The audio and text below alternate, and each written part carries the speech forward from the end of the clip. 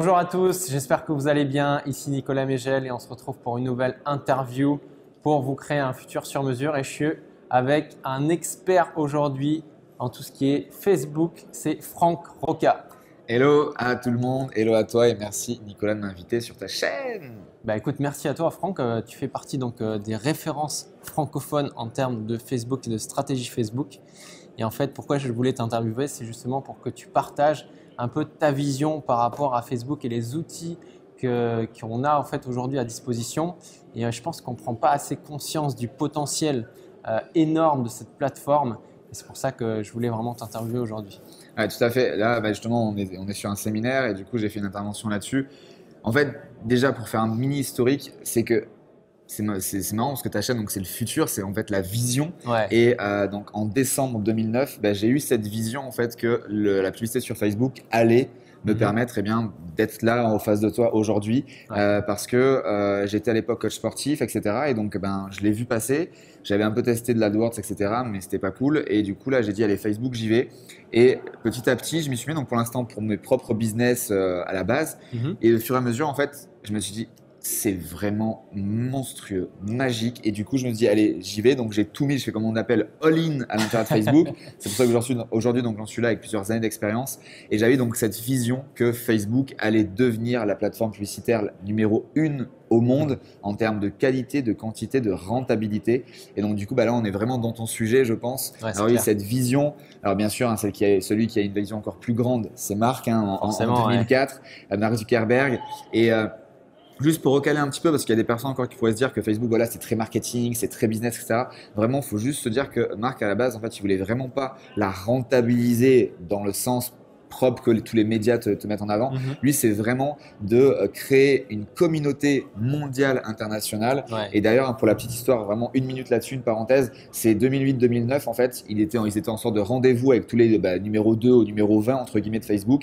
Et là, en fait, tout le monde, sauf Marc, a dit il faut rentabiliser, il faut faire ci, il faut faire ça. Et lui, il est resté aligné avec son mindset et avec surtout l'envie et son pourquoi il avait créé Facebook. Et en fait, il a viré tout le monde. Enfin, ils sont partis officiellement, on ne sait pas, mais en gros, tout le monde est parti. Imagine, en 2008-2009, certes, ce n'était pas Facebook d'aujourd'hui, mais c'était déjà bien massif. Se dire, attends, j'ai deux solutions.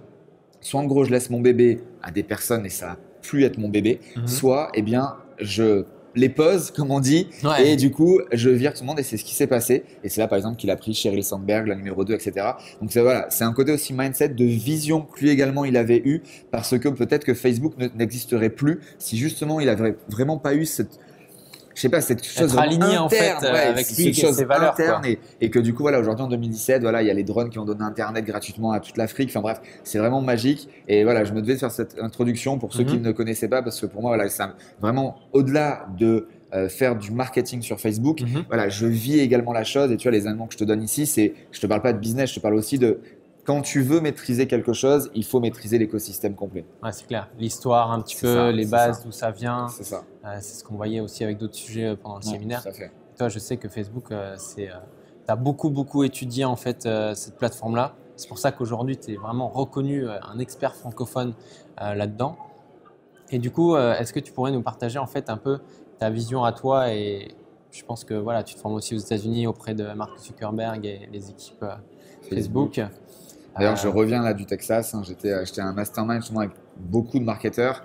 Et donc là, une vision de Facebook, c'est que ça va pas s'arrêter là. Donc là, si on fait déjà, parce que Facebook, la publicité, tu la connais, tu la vois, il n'y a pas vraiment là de grandes choses, juste qu'il faut y être. Si tu n'as pas encore démarré la publicité Facebook, c'est maintenant, tu es encore bien, c'est un petit peu moins l'Eldorado comme je le dis depuis plusieurs années, mais c'est encore largement rentable. Et là, en revanche, ce qu'ils ont été, on va dire, plugués, additionnés à Facebook depuis maintenant quelques années, mais véritablement en mode marketing depuis 1 à 2 ans, David Marcus qui a pris en tête, en charge le Messenger. Et donc là, voilà, la vision du Messenger. Donc moi, ça fait un peu plus d'1 an, pratiquement même 1 an pile poil que je l'utilise en termes vraiment marketing, en mode robot, comme tu as pu certainement entendre parler, le bot Messenger. Et du coup, je l'ai mis en avant, j'ai fait une formation. Et aujourd'hui, il y a, à l'instant dans les social vidéo, ça fait peut-être 2 semaines que David Marcus a a affirmé que ça y est, ils ouvraient plutôt le paiement de personne à personne sécurisé à l'intérieur de Messenger. Donc peut-être que là tu dis ouais mais c'est bon, c'est une option, ça on s'en fout, c'est juste voilà. Alors déjà tu peux t'en servir en fait avec tes amis. Si par exemple samedi soir tu as été manger au restaurant avec eux et que du coup tu n'avais pas de cash pour rembourser ton frère, ta mère, tes potes ou quoi que ce soit, du coup tu peux leur envoyer juste un Messenger avec le montant et ça débite directement en sécurisé par rapport à ton compte. Donc ça c'est magique. Énorme. Mais surtout en fait ce que ça emmène au-delà de encore faciliter l'échange d'argent entre proches, c'est que forcément là, ils le testent dans 1 mois, 2 mois, 6 mois, 1 an. Qu'est-ce qui va se passer? Ils vont l'ouvrir à business to business. Et là, imagine pouvoir encaisser directement de l'argent depuis le Messenger. Ouais. C'est juste démentiel. Ouais, là, j'ai clair. partagé les chiffres. En gros, aujourd'hui, l'utilisation de Messenger. En gros, si tu as une personne qui est dans ce qu'on appelle ta base, ton tiroir de prospects à l'intérieur de Messenger, eh bien, c'est comme si ça valait 20 emails. Pas 1, pas 2, pas 5, pas 10, 20 emails. Un prospect dans Messenger, c'est 20 emails. Tu en as 1000, c'est comme si tu avais 20 000 emails. Donc imagine ça dans quelques semaines, dans quelques mois, quand tu pourras leur vendre directement tes produits, avec en plus des taux d'ouverture et des taux de clics qui sont 20 fois justement supérieurs à l'email. Imagine les chiffres d'affaires que tu peux faire. Si aujourd'hui, par exemple, tu fais 100 000 euros dans l'année avec, par exemple, 10 000 emails et que là, eh bien, tu mets en place cette stratégie et que tu atteins 10 000 prospects dans Messenger, tu augmentes ton chiffre d'affaires potentiel de 20 fois. Ouais, c'est juste énorme, quoi. Donc 20 fois supérieur. Et là, comme tu l'as vu, j'ai fait, c'est pas juste sur un test ou pas sur une thématique, c'est sur des dizaines de tests, des dizaines de thématiques. Il y a même des personnes témoins dans la salle. Enfin, c'est juste vraiment démentiel. De toute façon, si tu me suis ou si tu me suis après cette vidéo, je le partage en live, mes screenshots, en partage d'écran. Enfin bref, c'est la transparence totale. Je suis pas là pour raconter des saucisses comme j'aime le dire. Ouais, c'est ce que j'aime beaucoup chez toi, en fait, c'est que tu joues sur la transparence et on sent que voilà, tu maîtrises ton sujet.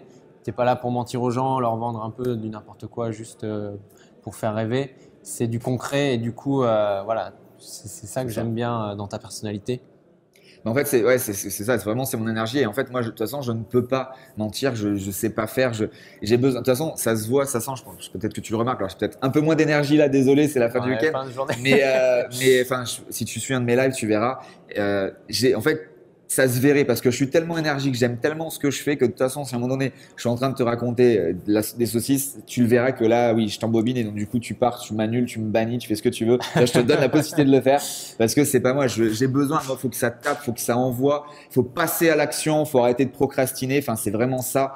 Toi, voilà, t'es un étudiant à l'université. Enfin, le but, c'est action, take action. Faut arrêter de dire je referai ça demain ou ci ou là. Aujourd'hui, c'est maintenant. Il faut être présent sur les médias, sur Internet et encore plus faire de la publicité sur Facebook. Tu es dedans, tu le vois, il y a des dizaines, des centaines d'étudiants qui étaient comme toi certainement il y a quelques mois, il y a quelques semaines, il y a quelques années, qui peut-être t'es autre entrepreneur. Tu arrives, et félicitations au barème haut, alors de l'ancienne époque, 38 000 et quelques euros en mode service. Eh bien, j'en ai des dizaines, tu les connais, David Lekessa. En l'espace d'1 an, ils ont explosé, ils ont fait x5, x6 le chiffre d'affaires simplement parce qu'ils ont rajouté la publicité et parce que justement, ils m'ont fait confiance avec la vision et également parce que c'est bien beau de parler à un moment donné de publicité, d'achat de trafic, etc. Mais c'est pas tout. La technique, c'est bien et il y a toujours quelque chose qui fait la différence. Et ça, dans n'importe quoi. Et je vais faire un parallèle avec alors pas ma vraie vie, parce qu'aujourd'hui c'est ma vraie vie ça, mais mon ancienne vie, on va dire, donc ancien sportif de haut niveau. Et en fait, tu le sais, si tu regardes les Jeux Olympiques ou quoi que ce soit, ce qui va faire la différence entre le numéro 2 et le numéro 1, est-ce que tu penses que c'est ces heures de transpiration à l'entraînement? Est-ce que tu penses que c'est ça? Ou est-ce que tu penses que c'est ce qu'il y a là-dedans? Si tu regardes tous les plus grands d'aujourd'hui, alors certes, ils s'entraînent, je suis pas en train de dire qu'ils s'entraînent pas avant les JO, c'est pas du tout ça. Mais en fait, ils s'entraînent tous pareil. Parce qu'à un moment donné, l'effort physique, l'humain, ok, il y en a peut-être qui a un meilleur entraîneur que l'autre, mais les heures de transpiration, ils les ont tous faites. En revanche, dans la tête, là, c'est celui qui aura le meilleur coach mental. Et c'est pour ça qu'aujourd'hui, il y a des coachs mentaux de partout. C'est le mindset. Usain Bolt, c'est un bon exemple. C'est ça. Lui, voilà, et avant lui, et pour rester français, et la natation que je maîtrise pas mal, c'est Laure Manodou. Je sais pas si tu t'en rappelles, les JO d'Athènes 2004. Elle avait 16 ans. À côté d'elle, il y avait des tueuses, il y avait des américaines, etc. C'est le 400 mètres nage libre. Et là, déjà dans la chambre d'appel, elle les a tués. Déjà, elle avait gagné dans la chambre d'appel. Pourquoi? Parce qu'elle avait rien à perdre. Parce qu'elle était avec Philippe Lucas, qui lui avait mis un mental d'acier. Et là, le regard qu'elle leur a fait, elle avait déjà gagné. Sur le plot de départ, mais va sur YouTube, regarde le replay, sincèrement. Tu vois, je te raconte pas de ceci. Tu regarderas vraiment son regard, comment elle est, et en fait, tu verras. Alors, tu les verras pas trembler, hein, ses adversaires, mais c'est presque ça. Et en fait, elle avait déjà gagné dès le départ, parce que elle était totalement prête. En fait, là, comme il l'explique, il y a une super vidéo, je sais pas si tu l'avais passé de Philippe Lucas là-dessus, parce que pareil, lui, en fait. Et c'est vraiment magique et c'est cool parce que tu vois, tous les parallèles que je fais là, en fait, ça reste dans ton idée de vision. C'est lui quand il l'a prise. Laure, donc elle avait 10-11 ans, il l'a pris carrément chez elle, etc., comme sa fille. Et en fait, pourquoi il l'a pris chez elle? C'est parce qu'il a eu la vision, qu'il savait qu'avec elle, il pouvait l'emmener aux médailles d'or. Et pourquoi elle a gagné? C'est parce que comme il le savait et qu'en lui, il y croyait, il lui a simplement dit Laure, tu vas être championne olympique. Laure, tu vas être championne olympique. Laure, tu vas être championne olympique. Ouais, donc, forcément, quand tu es là et qu'en plus tu n'as rien à perdre parce que c'était premier, du coup, tu peux que réussir et grâce au mindset. Alors, je dis pas qu'elle s'est pas entraînée, bien sûr, elle s'est même peut-être entraînée encore plus que les autres. Mais c'est le mindset qui a fait la différence, surtout à 16 ans. Tu imagines la pression, enfin non, on peut pas imaginer la pression d'un JO. C'est colossal. D'en parler, j'ai les frissons, tu le vois pas, désolé, mais sincèrement, voilà, je vis ce que je suis en train de te dire. Ouais, c'est clair. Et ça prend vraiment ça, c'est les visions. Et moi, j'aime bien faire beaucoup d'images depuis pas mal de temps. Et voilà, tu vois, on a fait 2-3 parallèles là en Mark Zuckerberg, tu vois, dans le milieu business. Là, on fait le sport. Et en fait, au final, il y a toujours un point central. Le centre, en fait, de ce qui va faire la réussite, c'est cette vision et le mindset qui colle à cette vision. Parce que juste de dire, ouais, je vais rentrer dans Forbes, mais tu le dis parce qu'il fait beau. Par contre, si tu le dis et que vraiment tu te dis, ok, je vais être dans Forbes, et que tu as le mindset qui le colle, mais il n'y a rien qui peut t'en empêcher. Il n'y a rien qui peut t'en empêcher. C'est le cas d'Elon Musk, par exemple, tu vois, avec Tesla, c'est juste incroyable ce qu'il a accompli. En plus, ça pareil, à l'instant où tu regardes la vidéo, enfin où l'enregistre, pardon, c'était quoi, il y a 2 jours, son tweet, il a lancé les camions, quoi. 0 à 100 km/h en 1 seconde 9 comme une F1, et les camions, les camions. 1000 km d'autonomie, 2 fois plus que la Tesla du moment, et les camions, 800 km, le camion électrique. Imagine la pollution qu'il y a aujourd'hui à cause des poids lourds. Enfin, cette personne-là, donc si on finit la parenthèse là-dessus, c'est l'Hyperloop, que certainement tu connais, pour rejoindre Washington à New York. Si je me trompe pas, c'est en 30 minutes, quelque chose comme ça. Et en fait, il a tellement d'idées de génie, ce mec, qu'en fait, il va même pas gagner d'argent avec l'Hyperloop. Tu sais ce qui s'est passé? S'il y a quelques mois, il a mis sur le domaine public l'Hyperloop.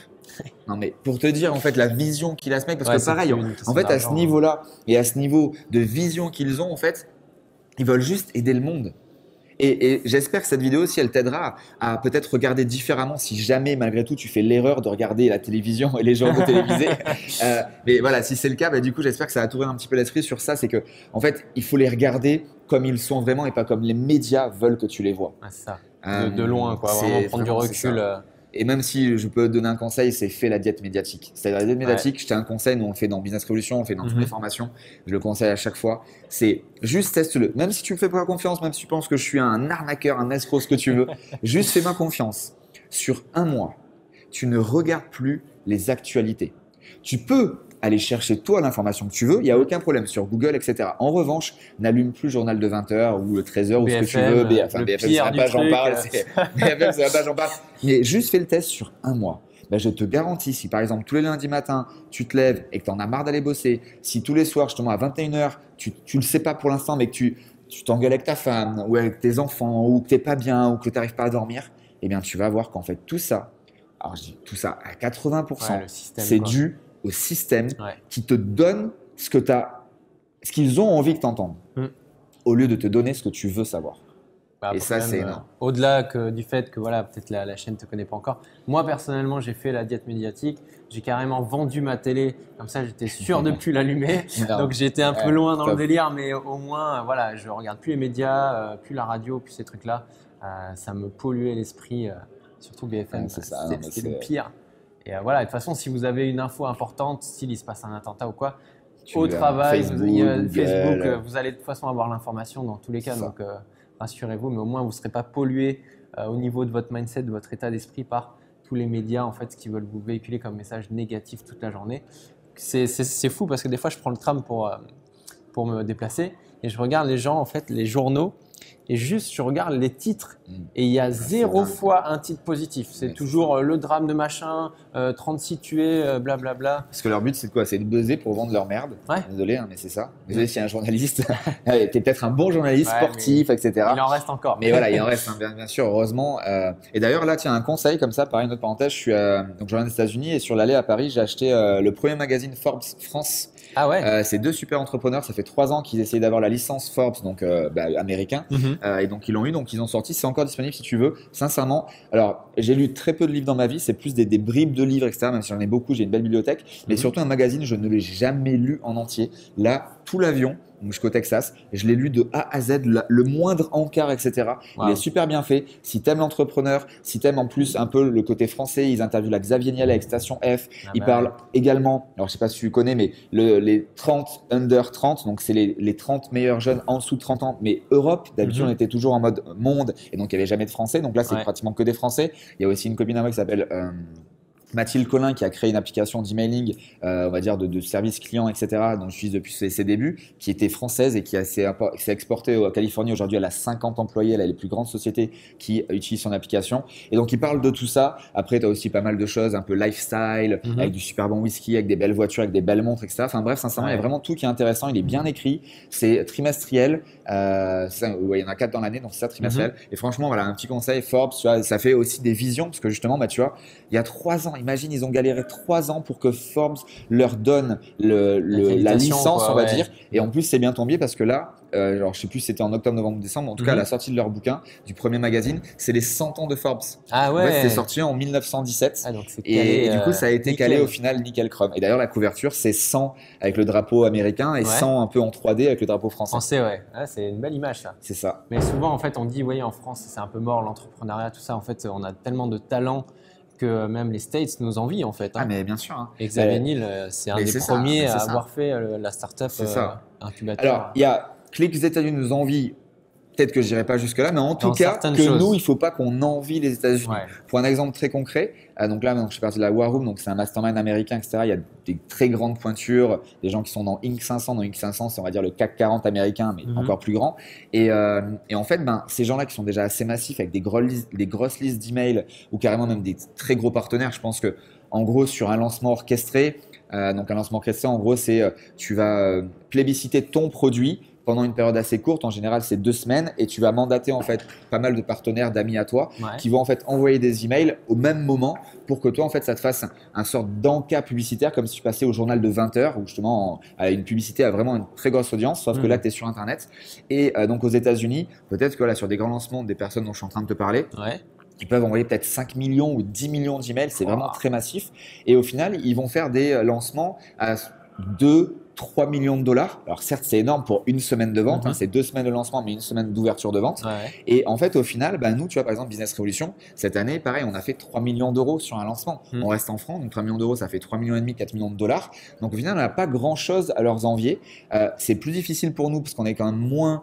on a moins ce côté entrepreneuriat et surtout marketing.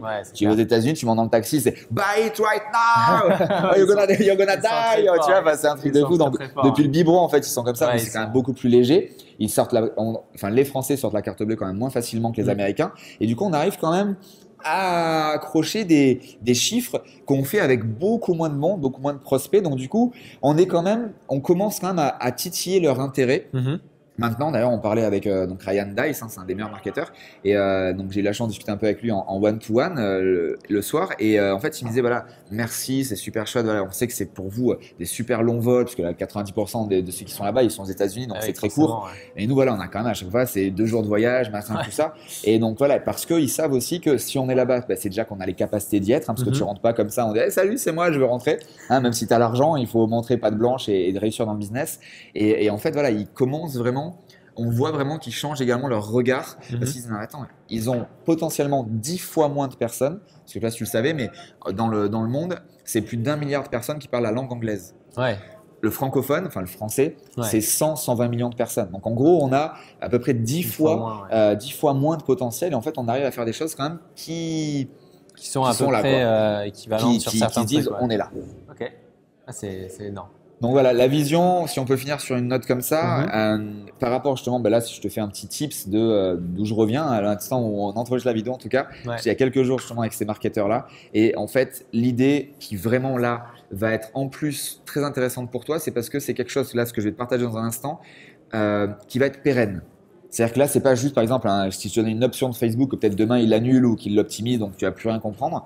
Là, en revanche, c'est vraiment ce qu'on appelle en anglais la Customer Journey. Donc, en fait, c'est simplement ta capacité à toi de comprendre ton avatar, ton prospect, et de réussir en fait à lui faire la meilleure expérience de quelqu'un qui ne te connaît pas à quelqu'un qui va se transformer à ton meilleur client, qui va t'acheter plusieurs fois. Et donc ça, c'est toute en fait ce qu'on appelle cette journée. Donc tu vas donc bien sûr la journée qui, c'est pas sur 24 heures, ça peut être sur 1 an, 2 ans, 5 ans, 10 ans. Bref, en gros, c'est toute la durée de vie pour laquelle il va rester dans ton environnement à toi et qui va potentiellement t'acheter plusieurs produits et services. Et ça, c'est les fondamentaux.